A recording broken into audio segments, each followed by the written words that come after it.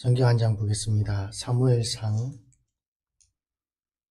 3장 15절부터 21절까지 말씀입니다.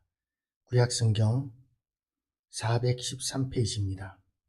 제가 가진 성경은 구약성경 413페이지입니다. 사무엘상 4장 15절부터 21절까지 말씀. 제가 읽겠습니다. 사무엘이 아침까지 누웠다가 여호와의 집의 문을 열었으나 그 이상을 엘리에게 알게 하기를 두려워하더니 엘리가 사무엘을 불러 이르되 내 아들 사무엘아 하니 그가 대답하되 내가 여기 있나이다 하니 그가 이르되 내게 무엇을 말씀하셨느냐 청하노니 내게 숨기지 말라. 내게 말씀하신 모든 것을 하나라도 숨기면 하나님이 내게 벌을 내리시고 또 내리시기를 원하노라 하는지라. 사무엘이 그것을 그에게 자세히 말하고 조금도 숨기지 아니하니 그가 이르되 이는 여호와이시니 선하신 대로 하실 것이니라 하니라. 사무엘이 자라매 여호와께서 그와 함께 계셔서 그의 말이 하나도 땅에 떨어지지 않게 하시니 단에서부터 브엘세바까지의 온 이스라엘이 사무엘은 여호와의 선지자로 세우심을 입은 줄을 알았더라. 여호와께서 실로에서 다시 나타나시되 여호와께서 실로에서 여호와의 말씀으로 사무엘에게 자기를 나타내시니라. 아멘. 기도하시겠습니다. 하나님 아버지, 오늘도 우리가 하나님의 은혜 가운데 하루를 살기를 원합니다. 우리는 한순간도 하나님의 은혜와 능력이 없으면 하나님의 뜻대로 살 수 없는 너무나 무기력하고 무익한 존재임을 고백합니다. 하나님 아버지, 우리를 불쌍히 여기셔서 우리에게 임재하시고 우리가 온전한 하나님의 뜻대로 살아서 하나님께서 우리를 세상 가운데서도 존귀히 여김을 받도록 인도하여 주시옵소서. 우리 모든 성도들의 형편들을 하나님께서 감찰하시고 돌아보시고 하나님을 두려워하고 의지하는 모든 성도들이 하나님의 강한 손길을 누리게 하여 주시고 하나님의 은혜 가운데 살아나는 역사를 허락하여 주시옵소서. 하나님께서 이 제단에 아버지 여기까지 오게 하셨사오니 하나님 아버지 더 많은 일꾼들을 붙여주시고 세워주셔서 교회가 힘이 써지게 하시고 지금까지보다 더 큰 일들, 하나님을 더 기쁘시게 해드리는 일들을 더 많이 할 수 있도록 하나님 인도하여 주시옵소서. 오늘도 말씀을 통하여 임재하시는 하나님, 우리 모든 심령들이 이 말씀으로 말미암아 새로워지는 예수 그리스도를 닮는 시간 되게 하여 주시옵소서. 예수 그리스도 이름으로 기도드리옵나이다. 아멘. 할렐루야. 오늘도 하나님의 은혜가 우리 모두에게 임하시기를 주님의 이름으로 축복합니다.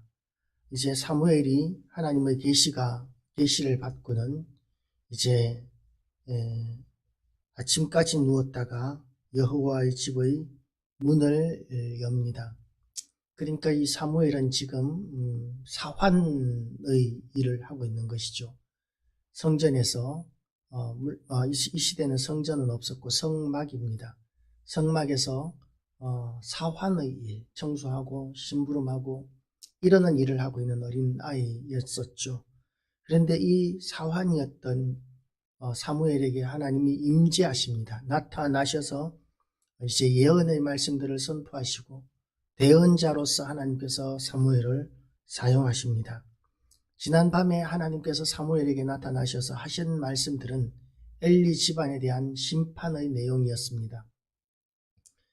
이 말씀을 그대로 사무엘이 엘리에게 전하는 것은 심히 두려운 일이었습니다. 지금까지 대제사장으로 섬기고 주인으로 섬겼던 엘리에게 저주를 선포하는 것이기 때문에 그렇습니다. 그래서 사무엘이 아침까지 누웠다가 여호와의 집의 문을 열었으나 그 이상을 엘리에게 알게 하기를 두려워하더니 하나님께서 하신 말씀을 엘리에게 알게 하기를 두려워했다고 이렇게 이야기합니다. 사실상 엘리는 사사고 대제사장입니다. 그래서 만약에 엘리의 진노를 사게 되면 그러면 생명을 부지할 수 없을지도 모릅니다. 우리 시대에도 왕 앞에서 왕에게 직언을 하는 사람들은 목숨을 걸어야 합니다.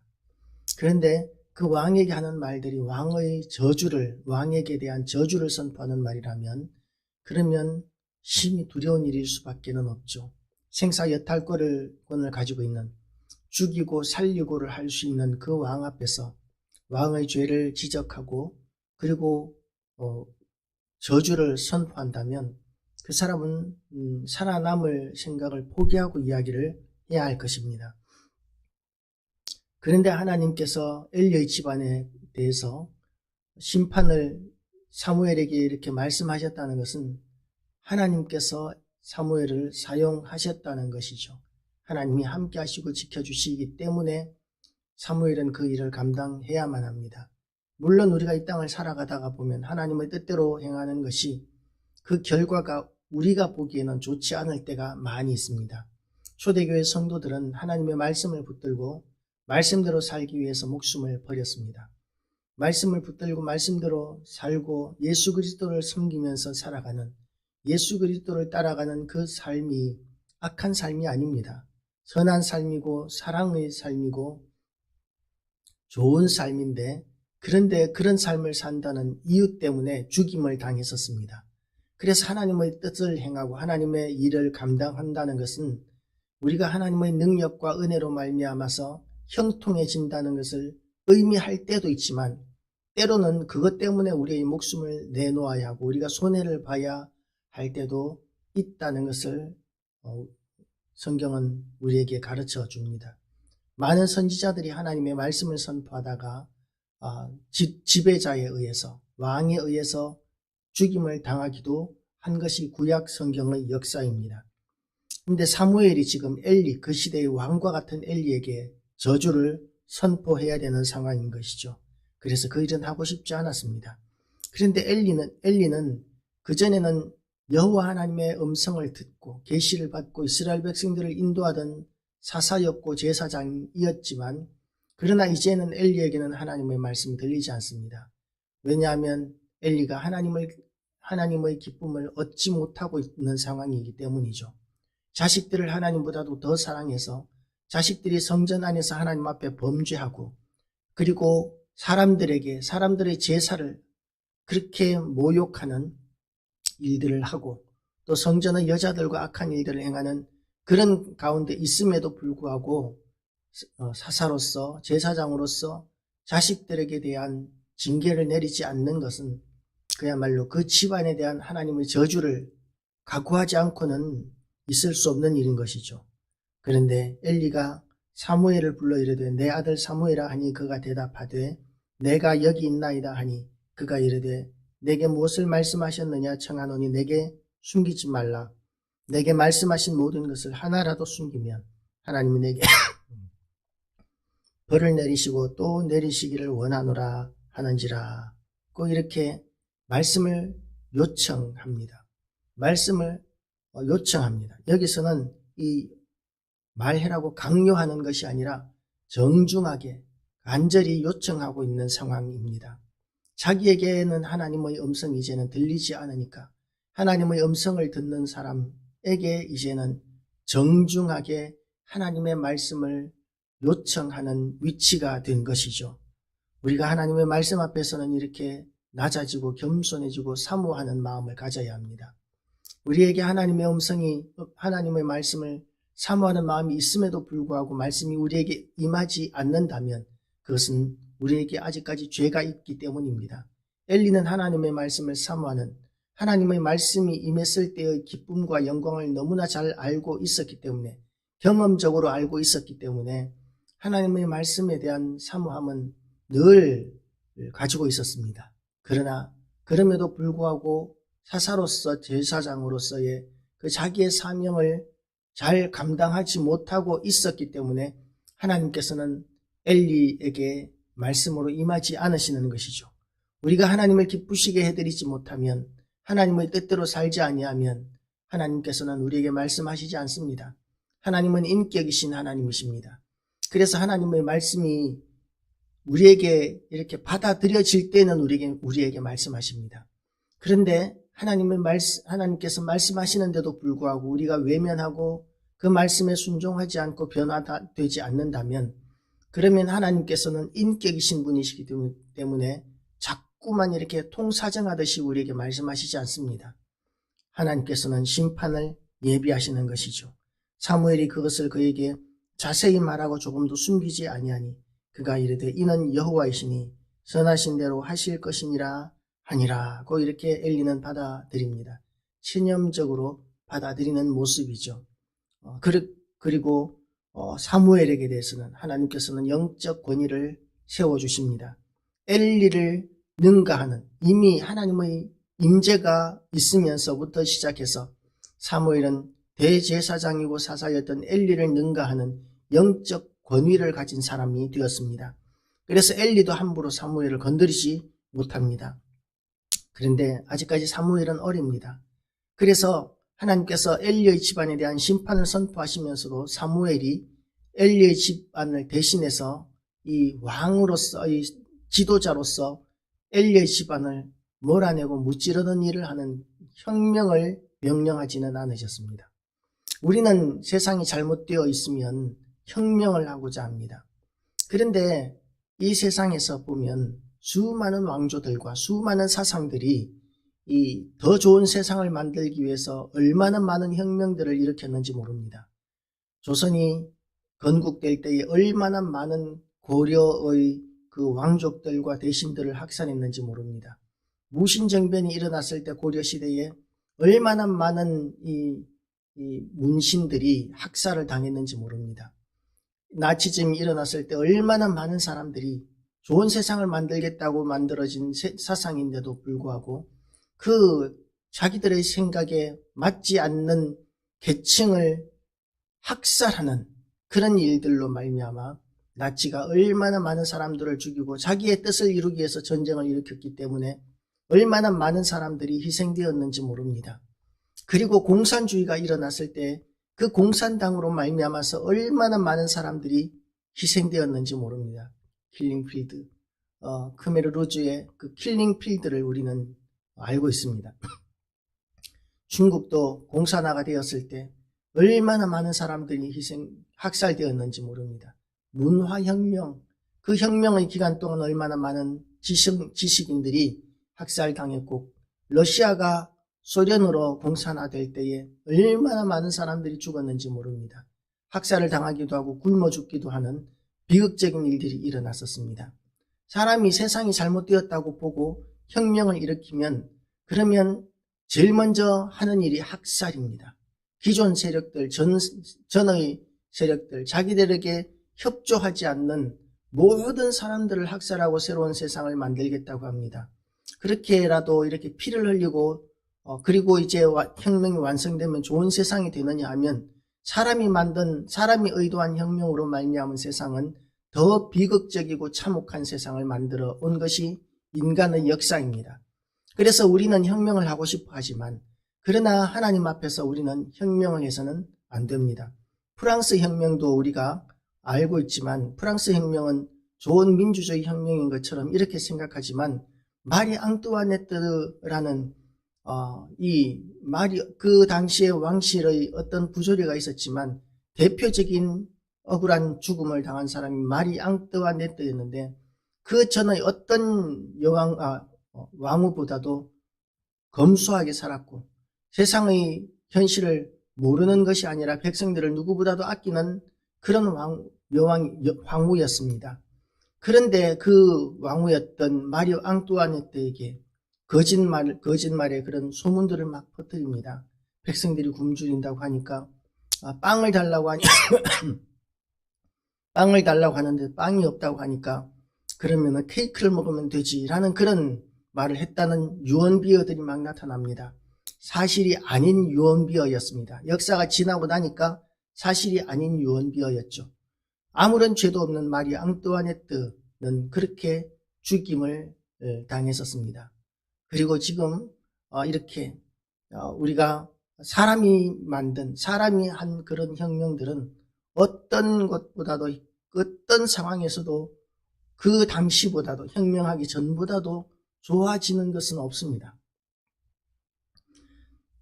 하나님 앞에서 하나님의 임재가 사무엘에게 임할 때 사무엘의 영적 권위가 세워졌습니다.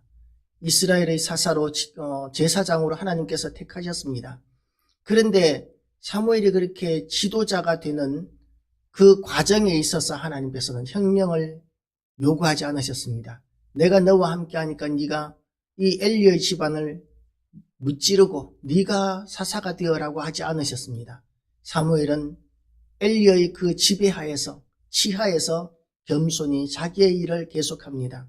하나님께서 다윗에게 기름 부어 세우셨을 때에 다윗이 군사를 일으켜서 사울의 집안을 진멸하지 않았습니다. 겸손히 그 사울의 신하로서 장군으로서 사울이 시키는 전쟁터를 쫓아다니면서 이스라엘을 위한 싸움을 계속했었습니다. 그렇게 하나님께서 질서를 세우신 그 질서는 혁명이라는 방법으로 그렇게 파괴적인 방법으로 해서 하는 것이 아닙니다. 하나님께서는 섭리를 하십니다.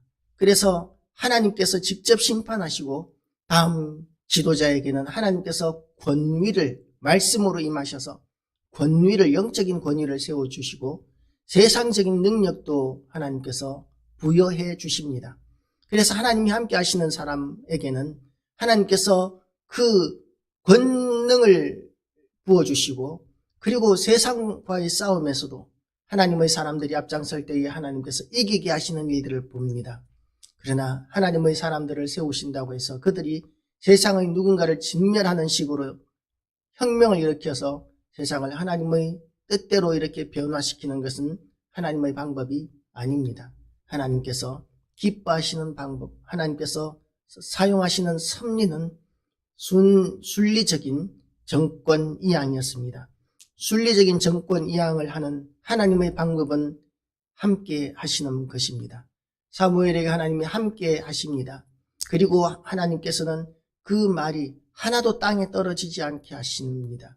하나님께서 하나님의 말씀을 대언하는 하나님의 사람, 하나님의 사람이 하나님의 말씀을 대언할 때에는 그 말씀이 그대로 이루어지는 것을 경험하게 됩니다. 우리에게 하나님의 권세가 있고 영광이 있다면, 하나님의 임재가 있다면 하나님께서는 우리의 말이 땅에 떨어지지 않게 하실 것입니다. 세상에 얼마나 많은 사람들이 자기 말에 대해서 책임을 못 집니다. 쓸데없는 그야말로 책임지지 못할 공약들을 얼마나 많이 쏟아내는지 모릅니다. 그러나 하나님이 함께 하시면 하나님께서는 그 모든 입으로 쏟아낸 모든 말들을 이룰 수 있는 능력을 주십니다. 세상의 정치가들은 감당도 못할 말들을 표를 얻기 위해서 무책임하게 막 쏟아내지만 지키지 않습니다. 실질적인 의미에서 그것은 거짓말입니다. 그러나 하나님의 사람은 거짓말하지 않습니다. 그래서 옳은 것은 옳다, 그런 것은 그러다 할 뿐이지 맹세하지 말라고 하셨습니다. 그러나 또한 옳은 것은 옳다, 그런 것은 그러다 하고 우리가 하나님의 말씀을 대언할 때 하나님께서는 우리가 한 말이 그대로 세상 가운데서 이루어지는 것을 보게 하실 것입니다. 그러면 세상 사람들이 우리를 달리 봅니다. 우리를 두려워하게 되고 우리를 무서워하게 되고 우리를 존귀히 여기게 됩니다. 하나님 앞에서 우리가 존귀히 여김을 받는 사람이 되기 위해서는 우리가 말씀대로 사는 일에 몸부림치는 모습이 있어야 합니다. 말씀대로 살기 위해서 몸부림치는 모습이 있을 때 세상은 우리를 두려워하게 되고 우리에게 영적인 권위가 세워지게 됩니다. 하나님을 믿는다고 하면서 세상 사람들과 똑같은 방법으로 산다면 우리에게 영적인 권위는 생겨나지 않습니다. 하나님이 함께 하시는 모습, 하나님의 영적인 권위가 세워지는 것이 세워지기 위해서는 하나님이 우리와 함께 하셔야 하고 우리에게서 하나님의 능력이 나타나야 하는데 하나님이 함께 하시고 하나님의 능력이 나타나는 유일한 방법은 우리가 말씀대로 살기 위해서 몸부림칠 때 가능해지게 됩니다. 오늘도 우리가 하나님의 말씀으로 승리하는 영광스러운 성도가 되시기를 주님의 이름으로 축복합니다. 기도하시겠습니다.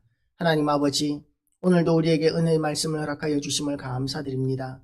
오늘도 우리에게 말씀으로 임하여 주시고 우리에게 은혜를 더하여 주셔서 능력도 더하여 주셔서 임하신 그 말씀대로 살 수 있는 그런 영광스러운 성도가 되게 하여 주시옵소서.